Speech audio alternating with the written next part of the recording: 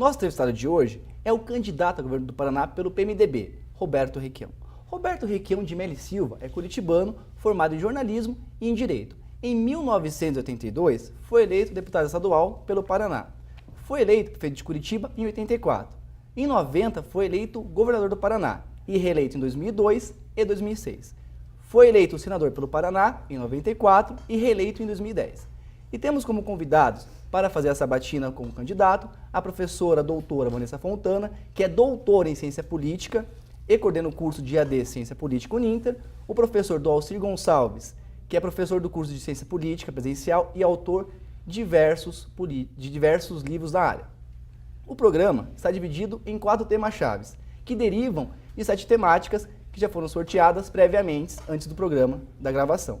Os 7 temas-chave são segurança pública, saúde, trânsito, transporte público, meio ambiente, habitação e gestão urbana. Cada tema-chave possui 3 perguntas, sendo uma de cada convidado e uma dos alunos do curso de processos gerenciais, Uninter. O candidato possui até 3 minutos para responder esse cada questionamento, para dar o tempo hábil dos 50 minutos, tá? Os vídeos temáticos foram produzidos pelos alunos de jornalismo Uninter. Os temas-chave do candidato Requião são segurança pública, saúde, trânsito e meio ambiente. Queria agradecer aqui a nossa plateia, que hoje compareceu em peso para o programa, e queríamos agora chamar o nosso primeiro programa, nosso primeiro VT temático de segurança pública. Dados da Secretaria Estadual de Segurança apontam que alguns crimes diminuíram em 2014, em comparação ao primeiro trimestre do ano passado. Apesar disso, a população reclama da falta de policiamento. Aqui no centro é muito violento, muito roubo, muita droga. A sensação de segurança vai vir a partir do momento que a gente puder ver policiais nas ruas, né, ou módulos realmente instalados em locais estratégicos que possam estar trabalhando no sentido de ser essa polícia preventiva mesmo. A segurança que está faltando. Estão prometendo bastante, prometeram todos esses 20 anos, só prometeram e só tiraram a segurança das ruas. O Paraná possui uma das menores proporções policial por habitante do país. Em 2013, segundo dados da Gazeta do Povo, o Paraná só estava na frente do Maranhão, apesar da contratação de quase 2.000 PMs no mesmo ano. Colocar mais policiamento nas ruas. Policiamento ostensivo acho que é a coisa que dá para fazer aqui mais rapidamente. Curitiba tem um índice de criminalidade muito alto. Nós que vivemos aqui não temos segurança. O governo que está presente, ou que for ganhar de volta, deveria colocar aquelas, como é que chama as casinhas que fala da polícia, que a polícia ficava nas esquinas parada. Eu não sei como é que pode dizer, é guarita que chama, né? A polícia militar devia ter as guaritas. O Paraná tem ainda um dos menores efetivos de policiais civis do Brasil, se comparado a outros estados, e um dos maiores índices de superlotação carcerária do país. Candidato Requião, agradecer a sua presença. E o senhor, a partir de agora, vai ter 50 minutos para debater esse tema e os demais temas. O tempo começa a partir de agora. Queria que o senhor comentasse a respeito do vídeo que a gente acabou de assistir. Bom, vamos começar contestando os dados estatísticos. São dados oficiais, nunca são verdadeiros, podem ser manipulados. Eu quero começar o meu comentário pelo problema da superlotação carcerária. Eu construí, como governador, 12 penitenciárias no Paraná. Eu tinha a impressão que ia resolver esse problema por 20 anos. Não foi assim. Cada uma que ficava pronta, as prisões provisórias determinadas pelos juízes lotavam. Então, esse é o principal problema da lotação carcerária no Brasil. É uma mirtácea, uma jabuticaba, que só existe no país, a prisão provisória. Ela é decretada por um juiz singular, ele estabelece o tempo não tem limite, ela é renovada pelo próprio juiz. E, pasmem, meus senhores, 43% dos presos nas penitenciárias são presos provisórios.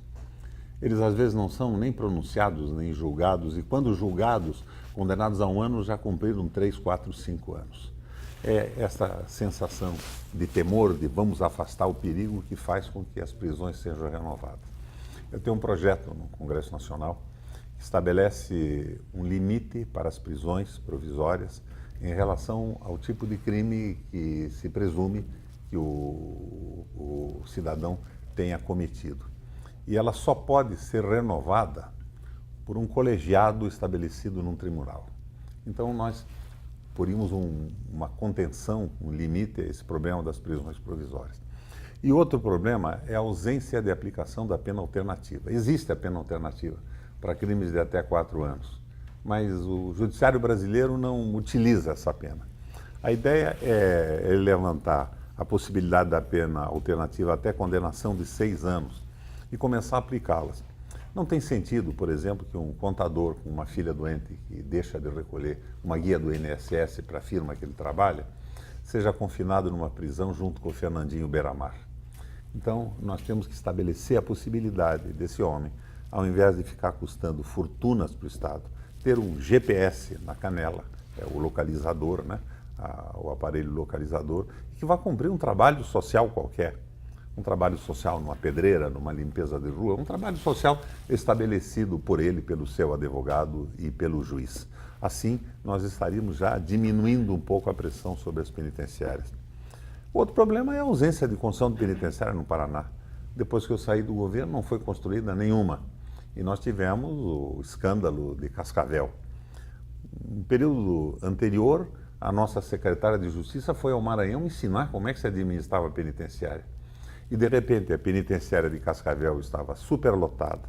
Aumentaram o número de beliches nas celas, puseram colchões no chão, não havia papel higiênico, não havia sabonete. Os sistemas de controle das celas não funcionavam, não havia manutenção e a reclamação da comida era recorrente. Então, essas penitenciárias, não só de Cascavel, são verdadeiras bombas relógios no sistema prisional do Paraná. Vai acontecer uma rebelião atrás das outras. Nós precisamos estabelecer uma gestão mais firme e segura nesse processo. Mas precisamos evitar essa quantidade brutal de presos provisórios que ocasionam uma superlotação de 43% nas penitenciárias brasileiras. Agora, a outra solução é a polícia na rua. A ideia do policiamento ostensivo é boa, mas ele tem que ser feito através de um geoprocessamento. Ele tem que ser colocado onde os crimes estão acontecendo e no Paraná nós já instalamos, acho que funciona ainda hoje, um sistema de geoprocessamento do crime. Boletins são digitados em laptops, vão direto para um computador e aí você tem no fim da tarde, à noite ou em qualquer momento, a localidade, um número maior de determinados tipos de infrações que estão acontecendo, se desloca o policiamento. E a outra hipótese, que é a hipótese que funciona no mundo inteiro, sai do capítulo das teses acadêmicas, é o policiamento comunitário. A polícia tem que ser sempre a mesma, no mesmo lugar. As pessoas têm que conhecer a polícia. A polícia não pode ser uma invasora ameaçando as pessoas. Esses policiais super armados, parecem guerreiros intergalácticos, assustam mais que um traficante de crack que vende o seu produto criminoso na porta de uma escola. É a polícia comunitária, o mesmo policial no mesmo lugar, conhecendo as pessoas, sendo conhecidos por elas. E o nosso projeto é o projeto Povo. É um automóvel seguido por 2 motocicletas. 2 policiais no automóvel, 2 policiais nas motocicletas. Isso dá agilidade. Eles devem participar das reuniões da comunidade, visitar cada casa, participar do churrasco da igreja, do bingo do clube de serviço e ser acessíveis e acessados nos seus veículos através de um telefone celular. Esse policiamento comunitário estabelece uma ligação da população com a polícia e, através desta ligação, eles obtêm as informações, porque eles são conhecidos e, portanto, confiáveis. Esta é a polícia moderna no mundo inteiro. Essas UPS, essas coisas, aliás, chamam o UPS de unidade de policial só, né? Mete um contêiner e põe um sujeito fechado lá dentro. Olha, são os antigos módulos que já existiram em Curitiba. Em determinadas circunstâncias podem ser usados, mas não são a sinecura definitiva, o remédio para o policiamento. O remédio é polícia na rua e uma ligação do policiamento com as pessoas. E no centro das cidades, o sistema de vigilância por câmeras é interessante também para a identificação e prisão dos criminosos contumazes. Eles são visualizados, reconhecidos e recolhidos. Eu acho que é por aí, sem muito barulho. E temos que aumentar o número de policiais. Eu, durante o governo que exerci no Paraná, contratei 10 mil policiais.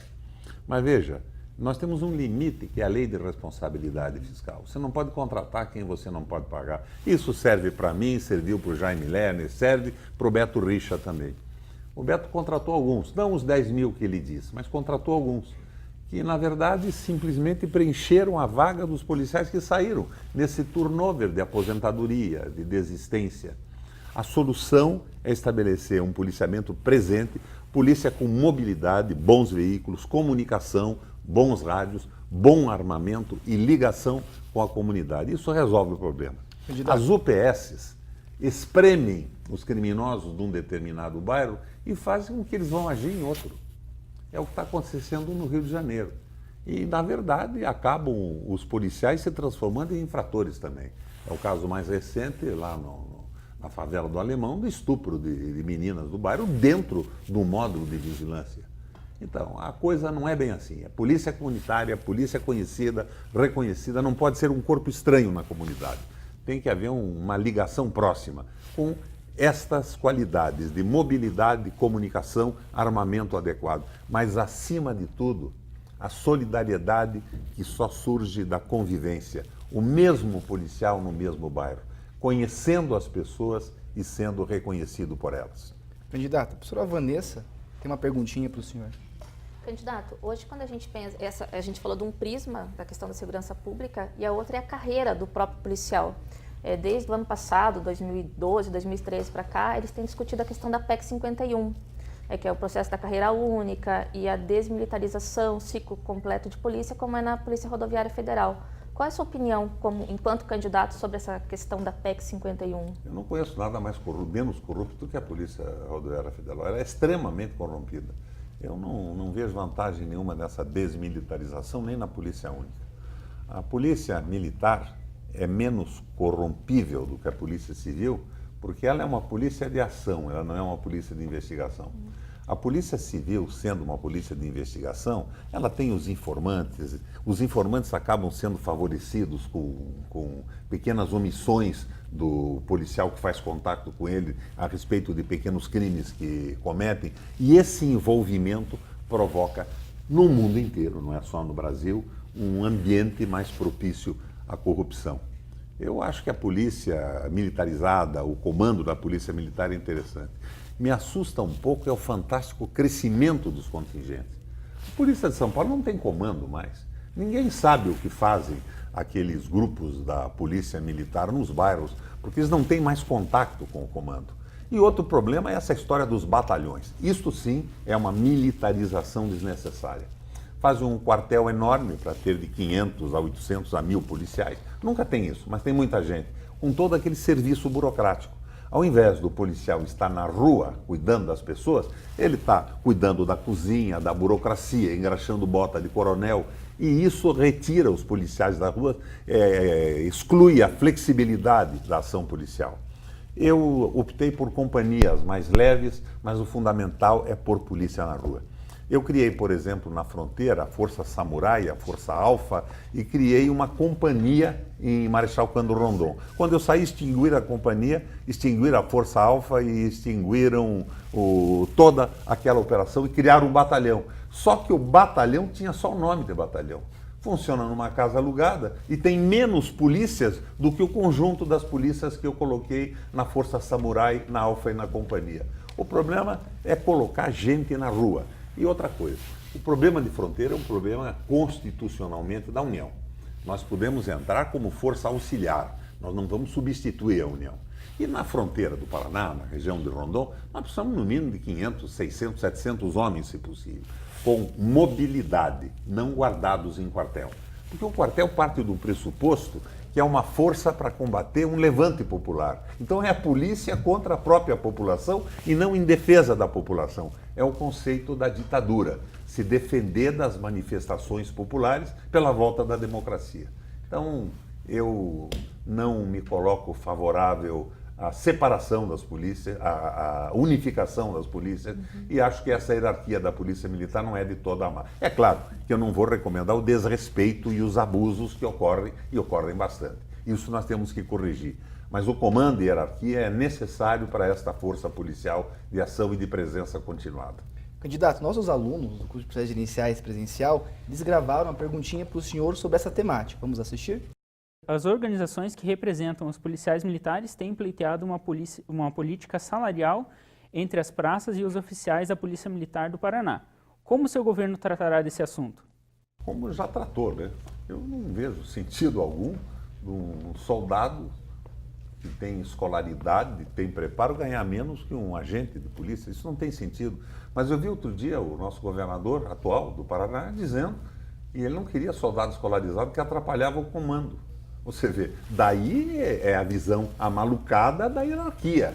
Você quer transformar o sujeito num bate-pau que é incapaz de raciocinar e não tem força cultural, educacional suficiente para dizer não cumpro uma ordem estúpida, ou seja, não vou bater em estudante, não vou dar pancada num grupo que está fazendo greve por direitos trabalhistas a favor de um patrão. Esse tipo de reação é a reação de uma polícia escolarizada, mas tem que haver comando, sem sombra de dúvida. Agora, o policial tem que entrar na polícia como soldado e se ele se dedica, se ele estuda, se ele se aperfeiçoa, ele tem que ter a oportunidade de vir a ser o coronel comandante da Polícia Militar. E eu criei essa mudança no Estatuto e ela está reprimida agora. Porque no Estatuto anterior, aquilo parecia uma comédia. Ele entrou como soldado, vai morrer como soldado. E podiam, na intendência, chegar em determinadas circunstâncias até capitão. Não tem cabimento, tem que ser uma coisa flexível. Daí, se você entende a desmilitarização com esta possibilidade, esse tipo de militarização eu não aceito. Nós temos que dar oportunidade a todos de crescerem dentro do trabalho que fazem. Muito bem, candidato. Agora o professor Doacir tem uma pergunta para o senhor sobre violência. Candidato, ainda que os números sejam questionáveis, como o senhor comentou há pouco, nos últimos anos tem observado uma migração da violência, da bandidagem de outros estados, sobretudo São Paulo e Rio de Janeiro, para o estado do Paraná. E que, de fato, aumentou o índice de violência. Internamente no estado do Paraná se observa que, em relação às cidades menores, até comparado com as cidades menores, Curitiba tem um índice em torno de 20% nos últimos 3 a 4 anos de aumento, mas nas cidades menores houve um aumento de 25%. Qual que é o seu posicionamento ou o seu olhar de governador em relação a conter essa entrada da bandidagem no estado do Paraná? Gestão, nós estamos sem gestão. Eu instalei no Paraná e logo em Curitiba e na metropolitana também a patrulha escolar. Hoje de manhã uma professora levou 14 facadas na frente da escola de um aluno numa circunstância que eu não sei bem qual é. Eram 22 patrulhas escolares e que não eram bate-paus para ir bater em estudante na porta de escola. Eles eram treinados, eles interagiam com as famílias, eles interagiam com os professores e com os inspetores de alunos, que são aqueles servidores que passam a ser também treinados para apoiar os professores na contenção da violência interna. Isso acabou. Nós temos hoje 1 ou 2 patrulhas escolares. Nós estamos tendo no Paraná um apagão de gestão, e não é só na polícia, é em tudo. Tem que haver gestão. É evidente que existe na cabeça das pessoas uma demanda por um maior número de policiais. E eu não acho que seja muito no Paraná, não. Nós temos, na medida das possibilidades orçamentárias, que aumentar isso. Mas a polícia tem que estar preparada para o trabalho que faz. Se apoiar no geoprocessamento para saber aonde estão acontecendo os crimes. E o comando da Secretaria de Segurança tem que utilizar todos os meios possíveis e acessíveis. Num determinado momento a UPS, no outro determinado momento serve a Polícia Comunitária, o Projeto Povo, o patrulhamento ostensivo volante do carro acompanhado das motocicletas. Precisa ter gerenciamento. Agora nós temos um apagão de gerenciamento. Nós já tivemos 3 ou 4 secretários de segurança no Paraná, o que elimina a continuidade. E o último secretário de segurança, se eu não me engano, é dentista ou oculista. Oftalmologista. Então, vocês vejam, não é por aí que a gente pode organizar a polícia, dar segurança aos comandados e ter segurança na inteligência do comando. Nós estamos sem comando. O Paraná está com um apagão de gestão nos últimos 3 anos e meio. Candidato, saúde é uma temática que preocupa muito os brasileiros e os paranaenses. Os nossos alunos do curso de jornalismo também fizeram um vídeo para o senhor. Assim como em todo o país, o Paraná também passa por sérios problemas na saúde. O Hospital de Clínicas é o maior centro de atendimento público do estado e enfrenta a falta de funcionários. O impasse sobre a forma de contratação adiou cirurgias, tratamentos das mais diversas áreas e fez diminuir a esperança por um transplante, por exemplo. Tem bastante dificuldade para as pessoas conseguirem marcar consulta. E uma política falou que agora é bem fácil marcar consulta por telefone, mas não é bem assim. Para quem necessita mesmo, não é fácil. Quando a gente vai numa emergência, a gente quer emergência, mas nem sempre acontece com emergência. Tem sempre que esperar bastante. Não tem o remédio mesmo tomando para pressão alta, para diabetes, coisa assim, a gente vai no posto, não tem, e o atendimento, não tem atendimento, infelizmente. Muito mal. Nós estamos precisando de melhoramento, renovação na saúde pública. Na hora de emergência, pior ainda. Primeiro tem que saber o que a gente já chega, que nem eu cheguei com a minha irmã, numa cadeira de roda, foi direto para a UTI, mas não tem condições, não tem atendimento. É muito triste aonde a gente mora, mas não é só onde eu moro, qualquer local está difícil de atender e tem muita gente doente. Precário, não só no bairro onde eu moro, em qualquer lugar aí do Brasil. Cerro Azul, Paraná. Lá não está muito bem, eu fui encaminhada para cá fazer um pré-natal porque não tem médico. Eu sou hipertensa, tô com pressão alta e tô quase na hora de ganhar meu neném e daí fui encaminhado para cá porque não tem médico.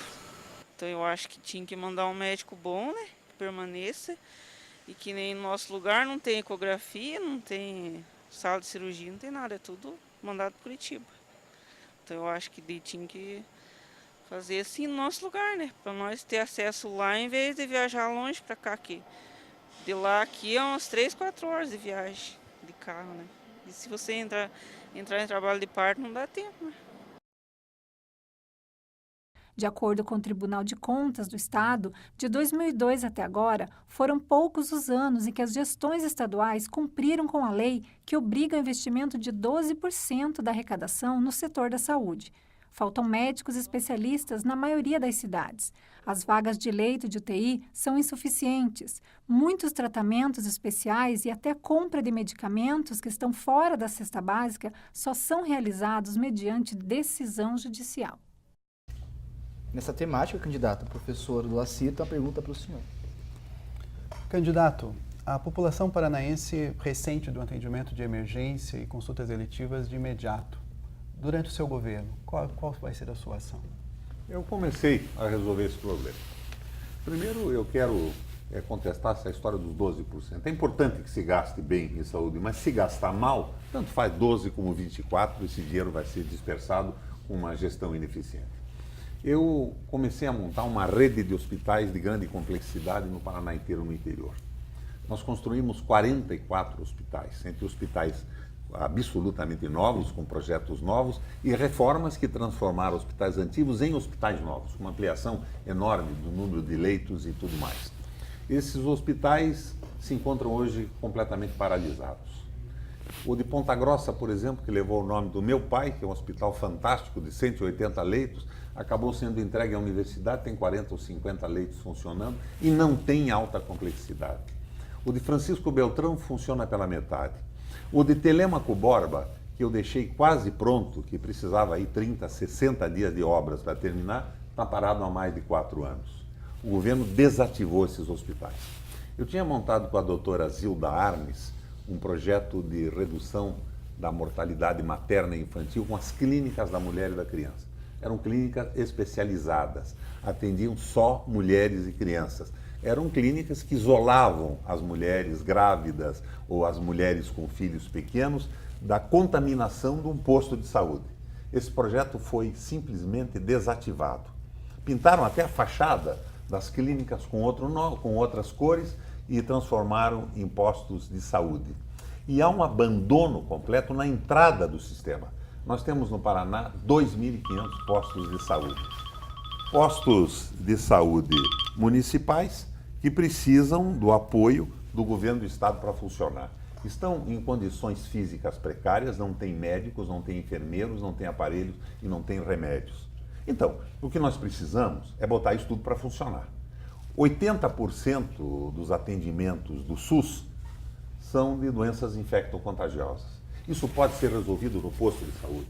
Isso não precisa chegar num hospital. Agora, o que acontece? Isso tudo foi desmobilizado. E há 3 dias atrás eu vi na televisão o atual governo apresentar um comercial onde ele tinha pintado com uma cruz vermelha 4 helicópteros. 2 antigos que eu comprei no meu primeiro governo, Bell, Jet Ranger, e 2 novos que eu consegui com o governo federal. e dizia que estava resolvido o problema de atendimento. Apresenta 2 pessoas. Fulano morava não sei aonde e foi salvo porque foi transportado por um helicóptero. Isso é piada, Moacir. Isso é uma brincadeira. São 4 ou 5, até um helicóptero alugado, são 5 helicópteros para atender 11 milhões de habitantes do Paraná. E os hospitais estão desmobilizados, não atendem mais. E inclusive o Hospital das Clínicas estava praticamente paralisado por falta de funcionário e por greves, porque resolveram que o Hospital das Clínicas tem que ser administrado por uma empresa agora. Eu sou absolutamente contrário a isso. Até porque um hospital universitário tem um papel didático e pedagógico para cumprir.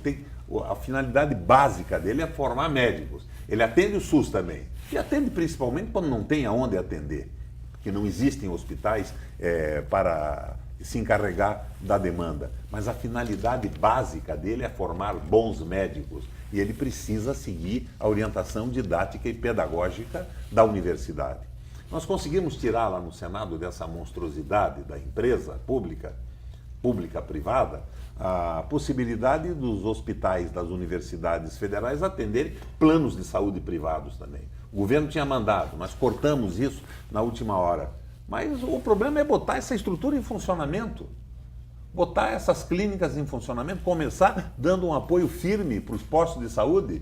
E esses 44 hospitais tem que se movimentar. Aqui em Curitiba tem o Ana Carolina Xavier, que é o melhor hospital de recuperação física do Brasil. Foi inspirado ou praticamente replicado do Hospital de Recuperação Física de Montreal, no Canadá, que é o melhor do mundo. Os engenheiros foram para lá, os engenheiros de lá vieram para cá, os médicos trocaram experiência. Está parado, não tem alta complexidade, não tem cirurgia, não tem nada. O governo parou essa estrutura toda e dizem por aí que estão montando um grande hospital em Campo Largo, privado, numa parceria entre administradores públicos, não poder público, e o grupo privado. Muito bem, vamos bater palma. Tem 1.100 leitos, mas isso é uma tentativa apenas de privatização. Eu não sou contra o hospital, mas pararam o sistema de saúde do Paraná. Você pergunta o que eu vou fazer depois de me eleger governador? Vou pôr isso para funcionar. Ah, não tem dinheiro? Tem. Foram 600 milhões de reais em propaganda em 3 anos e meio. Não tem dinheiro para pagar médico, não tem dinheiro para pagar professor, não tem gasolina para carro da polícia, mas tem 600 milhões para gastar em propaganda. E a enxurrada de cargos comissionados. Um exemplo para você ver de onde se pode tirar dinheiro. A Sanepar tinha 350 cargos em comissão. Eram cargos em comissão que contemplavam administradores que vinham de fora, e é importante que exista essa possibilidade na administração pública, principalmente quando se quer mudar a orientação de um órgão, mas que remuneravam também funções de funcionários de carreira que assumiam determinadas obrigações de chefias. Subiu para 750. A Fundação Copel, segundo me dizem, está com todos os funcionários demitidos da Prefeitura de Curitiba depois que o grupo do governador perdeu a eleição. Então o que nós vemos é uma bagunça e nenhuma atenção, e esta simulação dos 4 ou 5 helicópteros. Isso é uma coisa terrível, é um desprezo pela opinião pública. E o pior é que às vezes passa a ideia da modernidade. Não é a modernidade, é a paralisação, o apagão. Tem que pôr essa estrutura a funcionar. A Dilma já colocou 14 mil médicos cubanos. Eram 6 no início, já tem 14. Eu não vou questionar a qualidade dos médicos ou não. É que, de repente, lá no fundão, tem uma pessoa que vai ser atendida por um médico. E, como eu disse a você, 80% das doenças são infecto-contagiosas. Não precisa nem do médico. Um enfermeiro pode resolver o problema. E o médico cubano, que deve ter uma graduação razoável, chega lá com solidariedade, com atenção e resolve um problema que a estrutura não está resolvendo. Mas nós precisamos aumentar o número de matrículas de médicos e mudar o currículo das nossas universidades. Nós estamos formando especialistas em boutique, de fotografia da medicina. É tomógrafo, ultrassom e a medicina mesmo, essa medicina que o Brasil mais pobre precisa, não está contemplada nem pelo currículo das universidades. Então, a nível do Paraná, eu já disse a vocês o que nós podemos fazer. É pôr para funcionar o que nós fizemos e está parado. E não vamos desativar esses 4 helicópteros, não. De repente, o Beto Richa pode ficar doente aí no interior, a gente manda buscar. Mas não atende, decididamente não atende. É uma piada de mau gosto colocar 4, 5 helicópteros para atender um estado que está com a estrutura de alta complexidade parada e numa população de 11 milhões de habitantes. Muito obrigado, candidato. Agora, professor Vanessa, tem uma perguntinha para você. Ainda sobre saúde, candidato Requião, a gente vê que a saúde ela é um princípio constitucional, né, o Estado tem que atender. No entanto, hoje em dia, o Executivo parece que ele tem se imiscuído dessa função. E aí a gente tem caminhado para a judicialização da saúde. Como é que o senhor vê esse tema? É uma faca de 2 legumes. Porque ao mesmo tempo em que tem alguns erros da administração pública da saúde, em negar alguns tratamentos, existe o abuso dos laboratórios. De repente convencem um doente, através de um determinado médico, que um remédio experimental que não serve para rigorosamente nada vai salvar a vida de um parente, de um membro da sua família. E ele vai ao juiz dizendo que tem direito ao atendimento universal e o Sistema Único de Saúde acaba gastando por uma dose 300, 400 mil reais e nós nos transformamos em cobaias de laboratórios que não querem outra coisa a não ser ganhar fortuna com os remédios. Isso é uma questão de equilíbrio, de formação dos profissionais do SUS e da evolução do próprio sistema. Agora, quem critica o SUS não sabe o que era a saúde pública no Brasil há 50 anos atrás. O SUS tem defeitos tremendos, mas é o melhor sistema de saúde do mundo hoje. Não existe nada parecido com o SUS. Quem não gosta do SUS que vai ficar doente nos Estados Unidos, que não tem medicina pública de espécie alguma, ou paga ou morre sem tratamento. Candidato, como a gente já passou basicamente 29 minutos do nosso tempo, a gente vai pular a pergunta 2, que é de um aluno, e a gente manda para o senhor, assessoria via e-mail para o senhor respondê-lo, tá? Porque a gente quer trabalhar todas as temáticas, que agora é trânsito, por exemplo, que é muito importante e interessante, também tem um VTzinho para a gente assistir. De acordo com um levantamento feito pelo Sindicato Nacional de Arquitetura e Engenharia, o trânsito e o transporte público são os maiores problemas de infraestrutura de Curitiba. Para 85% dos entrevistados, os problemas de mobilidade causam grande impacto na população. Políticas de educação para o trânsito não para motoristas, e sim para pedestres. O pedestre sabe que está vermelho, sabe que é para os carros e eles se aglomeram e atrapalham a passagem dos veículos. Mais semáforos sincronizados, como é o da Visconde de Guarapuava. Mais estacionamentos a preços acessíveis. Os estacionamentos do centro eles estão bem carinhos. Deveriam ser criadas políticas públicas para o incentivo ao uso da bicicleta, propiciar melhorias para que os pedestres utilizem com maior facilidade as vias públicas. Porque não tem vias, né? A pessoa vai cruzar a pé, não tem vias. Ele tem que dar o lado, o carro cruza por cima, né? A falta de projetos e propostas de melhorias acabam provocando essa insatisfação na população. Os números de acidentes e de vítimas no trânsito só aumentam. De janeiro a junho de 2014, foram 377 pedestres feridos, número 9,2% maior do que no mesmo período do ano passado. Ainda, de acordo com a Secretaria Municipal de Trânsito, as ruas que possuem canaletas de ônibus são as que representam mais perigo para os pedestres. Candidata, a professora Vanessa, como ela milita muito nessa área, ela vai iniciar as perguntas ao senhor. Candidato Requião, hoje a gente sabe que o ramo da segurança pública, o trânsito está incluído nessa questão. Como que a gente pode pensar numa segurança, numa convivência melhor, sendo que o nosso trânsito mata por ano 60 mil pessoas? Nós matamos no trânsito brasileiro 200 pessoas por dia. 60 mil pessoas é mais do que morrer no Vietnã. Exatamente. Quer dizer, nós temos uma guerra, né, que acontece. Ainda que a legislação ela seja federal, como que no seu governo esse tema pode ser tratado? Né? Pensando na questão do idoso, que são um dos grupos que mais morrem no trânsito, e dos jovens. Aliás, os idosos são os que mais morrem no mundo, né? Inclusive por decurso de prazo. Mas não deveriam morrer no trânsito atropelados. Vanessa, vocês esqueceram de colocar, quando exibiram o meu currículo, que a minha pós-graduação é planejamento urbano feita na Fundação Getúlio Vargas. Então, o problema é que nós estamos tendo uma política de socialização do automóvel. É o que todo mundo quer. O automóvel hoje é o Mustang do cowboy norte-americano, é a garantia da liberdade, quando não havia cerca. Você monta no cavalo e tem os espaços à tua disposição. O automóvel é a liberdade de ir e vir. Mas o número de automóveis no planeta é uma coisa brutal. Na Itália hoje, de cada 10 veículos, 6 são aqueles Marte pequenininho, e mesmo assim eles não têm onde parar. E a política no Brasil de desonerar, essa política que reuniu as indústrias automobilísticas e os sindicatos dos trabalhadores via CUT de São Paulo, favoreceu a venda, mas como no mundo inteiro, não é uma jabuticaba isso, é um problema do planeta Terra. Então nós temos um excesso brutal de automóveis, mas não é só com disciplina de trânsito, com educação que se resolve isso.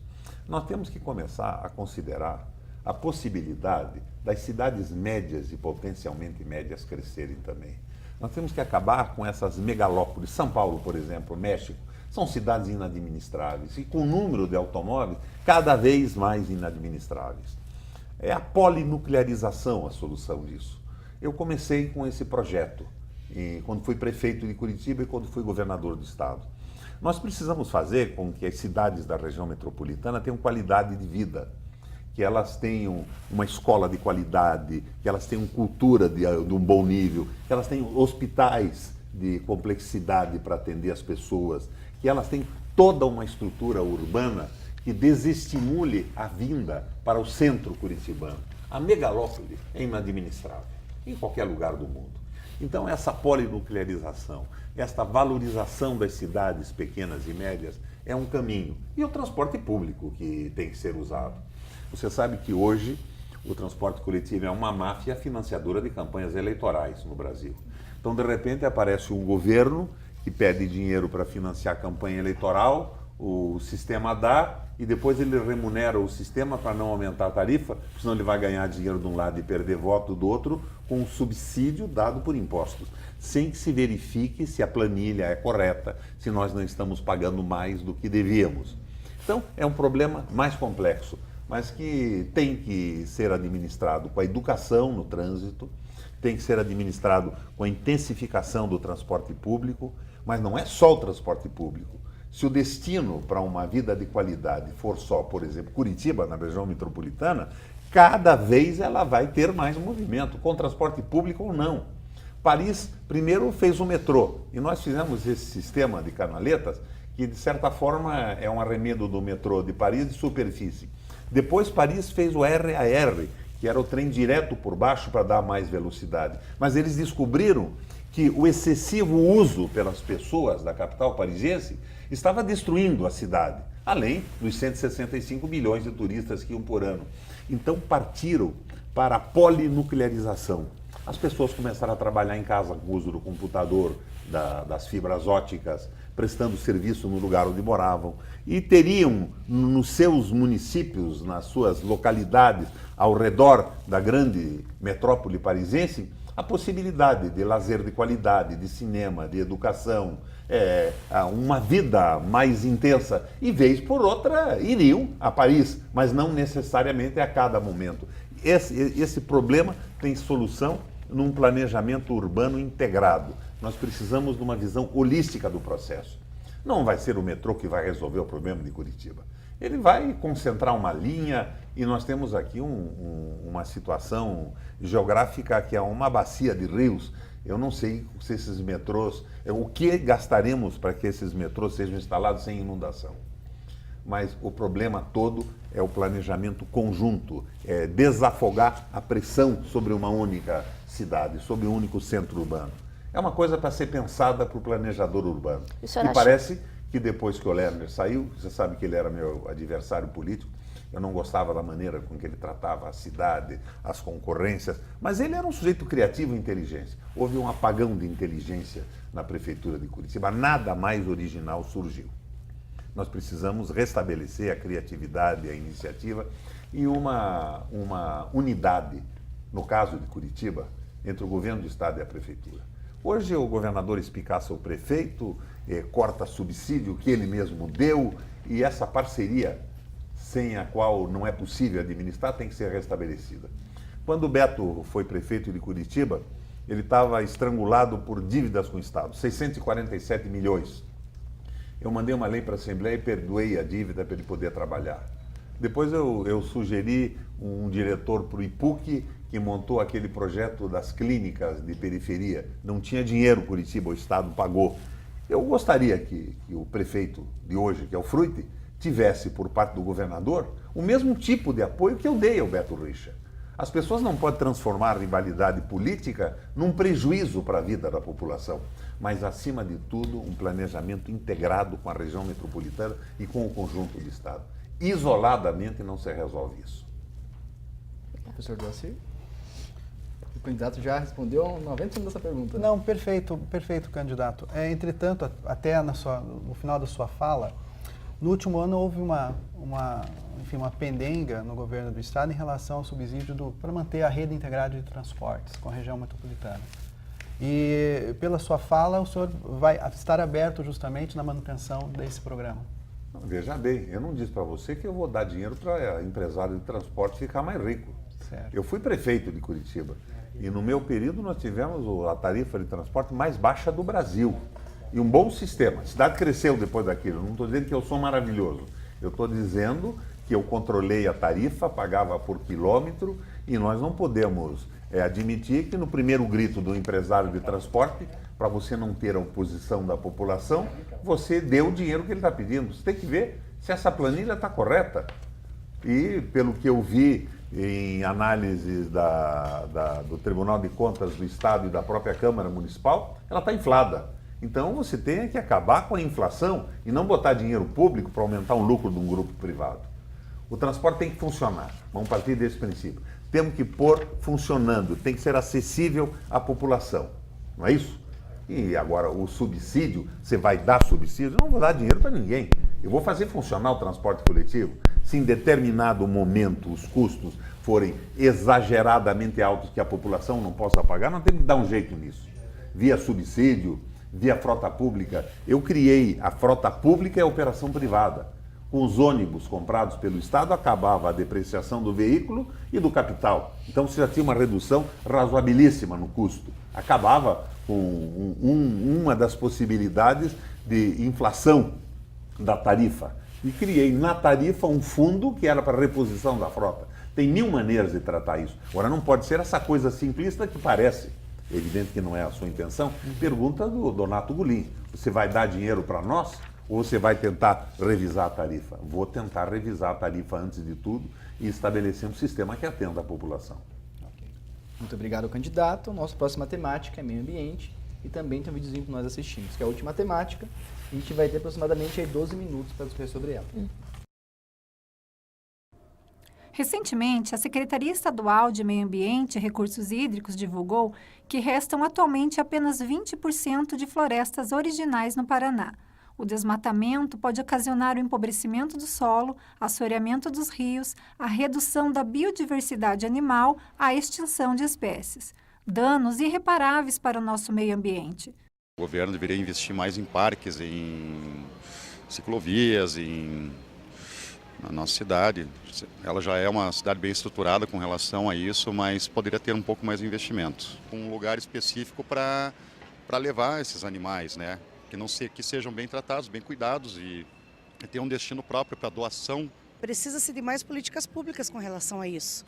O governo tem que olhar com outros olhos, necessita-se muito do apoio do governo nessa questão e conscientizar a população também, principalmente quem tem cachorro, pensar num projeto para castrações, multirões, principalmente nas ONGs, porque nós percebemos que as pessoas têm muita disposição, quem trabalha em ONG, quer ajudar, mas sozinho é impossível fazer um trabalho. Os lixões são outro problema. São 93 em todo o estado e, de acordo com o Instituto Ambiental do Paraná, em Adrianópolis, Campo do Tenente, Tijucas do Sul e Rio Branco do Sul, o lixo é depositado a céu aberto. Apesar de existir legislação específica para a criação de aterros sanitários, a implantação desses espaços é lento. Candidato, nós hoje temos aqui a felicidade de ter aqui na plateia o professor Rodrigo Berté, do Grupo Uninter. Ele é doutor em Meio Ambiente e Desenvolvimento. Ele quer fazer uma pergunta para o senhor. Candidato, gostaria de cumprimentá-lo e dizer que durante essa semana fiz uma pesquisa de algumas ações de sustentabilidade que o senhor fez no seu governo. E para minha felicidade foi um governo que mais plantou árvores no estado do Paraná. E principalmente o senhor fez um acordo uma época com o governo da Alemanha, onde reflorestou mais de 100 hectares, fez um trabalho bastante interessante na cidade de Londrina com a criação do Jardim Botânico e as espécies do Paraná, algo assim bem diferente do que nós temos visto hoje. Uma das questões importantes que eu gostaria de perguntar para o senhor é o seguinte: hoje nós vemos o Instituto Ambiental do Paraná liberando desmatamento, liberando assentamentos urbanos e loteamentos para especulação imobiliária e derrubando árvore em tudo que é local. O que o senhor pretende fazer em relação a isso se o senhor for o nosso governador? Na verdade, o nosso governo foi o governo que mais criou parques no Brasil. Eu lembro, por exemplo, que criei um parque maravilhoso, que era o Quartelá. Eu deixei o governo, 5 dias depois, tinha reduzido o parque a uma pequena fatia. Mas mesmo assim, nós criamos o maior número de parques. No Congresso, eu fui o autor da criação do Parque do Superagui, entre outras coisas, para proteção do mico-leão da cara preta. O pessoal é racista, eles só gostavam do mico-leão dourado. O nosso lá é o da cara preta e eu estabeleci, e eu recebi prêmios internacionais em relação a isso. E hoje, eu sou presidente da Comissão de Desenvolvimento Sustentável do Parlamento Europeu Latino-Americano com sede em Bruxelas. Tenho tratado disso a nível do planeta. Eu vejo aqui no Paraná hoje a ocorrência de um governo predador. Caso vocês não saibam, tramita na Assembleia Legislativa, sob patrocínio do governo, uma lei que permite aquela troca de desmatamento com compra de áreas, essa parceria público-privada, em que você pode fazer interestadualmente. Então você poderia comprar um pedaço da floresta amazônica e devastar o que sobra de Londrina, por exemplo. Esse pessoal está enlouquecido, é só negócio. E isso, atrás desses negócios, certamente só pode existir corrupção, porque ninguém pode autorizar o desmatamento de esponte próprio por vocação ou por visão ideológica de que o Paraná tem que se transformar num deserto. Nós temos que voltar a nossa preocupação pesadamente para isso. E eu tenho uma visão diferente para o Brasil do que a Europa tem, por exemplo. Na França, eles gostam muito das florestas sustentáveis, mas é que não existem mais florestas. Então eles utilizam a parceria com a iniciativa privada para plantar alguma coisa, mesmo que seja para cortar depois, progressivamente, mantendo o remanescente. No Brasil nós temos ainda florestas intactas, com a biodiversidade inteira. Você veja, esse projeto patrocinado pelo governo do estado acaba com os corredores da biodiversidade, sem o que não adianta você ter uma determinada região isolada e perenizada se ela não se contacta mais com outras. Você tem pela própria consanguinidade a destruição das espécies, tanto os insetos como os mamíferos, como as essências vegetais. Nós estamos vivendo um momento predador. E o nosso IAP, como disse o professor, é um instrumento de devastação hoje, não um instrumento de preservação. Nós temos que restabelecer velhos princípios e reciclar o Instituto Ambiental. Nós precisamos de concursos que verifiquem não só a capacidade técnica, o nível universitário, mas a vocação, a visão ideológica de cada funcionário com a preservação. Nós não precisamos de pessoas procurando emprego, nós precisamos de pessoas vocacionadas para a manutenção do meio ambiente. Você vê o que está acontecendo em São Paulo? Não tem água em São Paulo. É claro, a Sabesp não investiu, não é isso. O problema de São Paulo é um problema ambiental, é devastação na Amazônia, é devastação no Pará, nos estados do norte. A chuva não cai mais. Não é só reservatórios que perenizem por um tempo razoável a água. É que a água está acabando naquela região em função da devastação em outras regiões. E o Brasil não acorda. E politicamente eu só vejo, o pessoal reclama da Sabesp. Claro que a Sabesp podia fazer alguma coisa, não podia nunca ser privada, Doacir. Ela tinha que ser pública, cuidando da água e não dos lucros de sócios privados. E ela, como uma instituição privatizada, acabou utilizando os lucros para os dividendos dos sócios privados e não investiu. Mas o problema não é só o investimento, o problema é a devastação do meio ambiente no país. Então essa preocupação do meio ambiente tem que se tornar uma preocupação nacional, mas não existe. Quando você fala nas parcerias público-privadas para estabelecimento de florestas, eu coloco a minha experiência. O sujeito evita a transformação de uma área numa floresta pública, numa floresta fechada e pública, e cria um PPA. Tudo bem. Logo depois ele começa a conversar com a Câmara dos Vereadores e os deputados, ele evitou o parque e ele transforma aquela área numa área para fazer um loteamento num contato direto com a Câmara de Vereadores, subornando parlamentares ou convencendo que o ambientalismo é uma bobagem e que ele vai fazer uma área de moradias maravilhosa, um assentamento que ninguém imagina ser possível.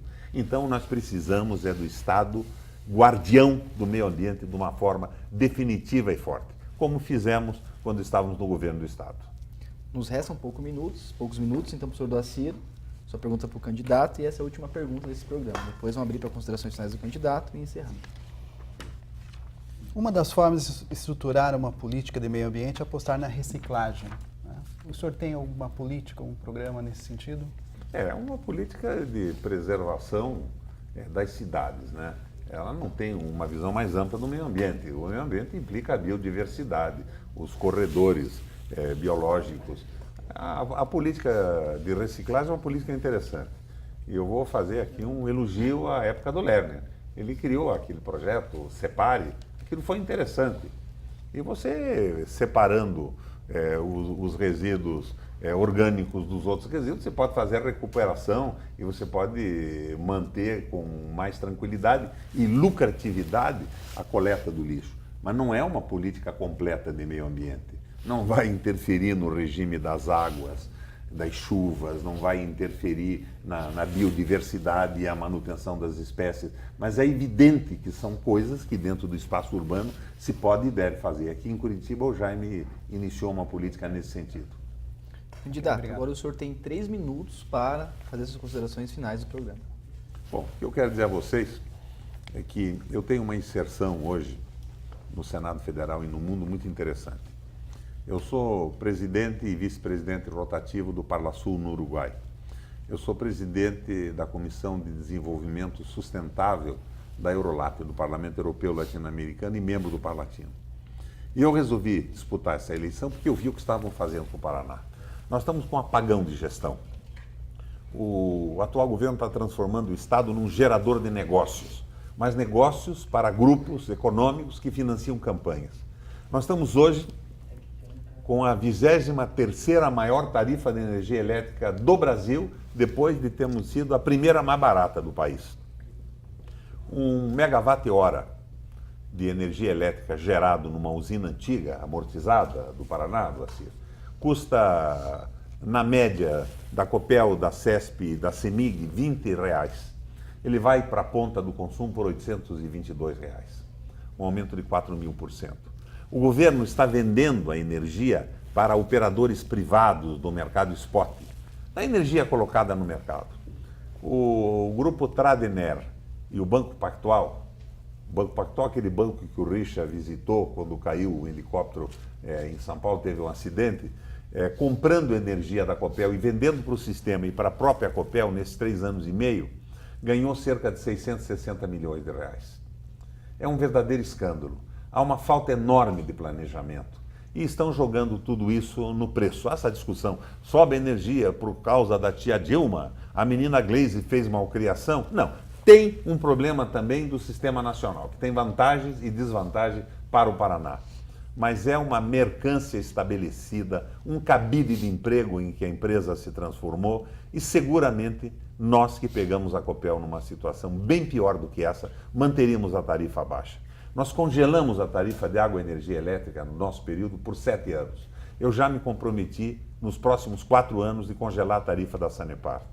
E entrando na Copel, eliminando empresas subsidiárias desnecessárias, empregos absurdos e fazendo uma auditoria nesses contratos de negócio extremamente predadores, nós podemos sim conter o aumento da tarifa. A Copel Geração está ganhando fortunas, porque ela produz energia abaixo desse preço de 20 megawatt-hora. Aqui para o Paraná deve estar pelo menos pela metade.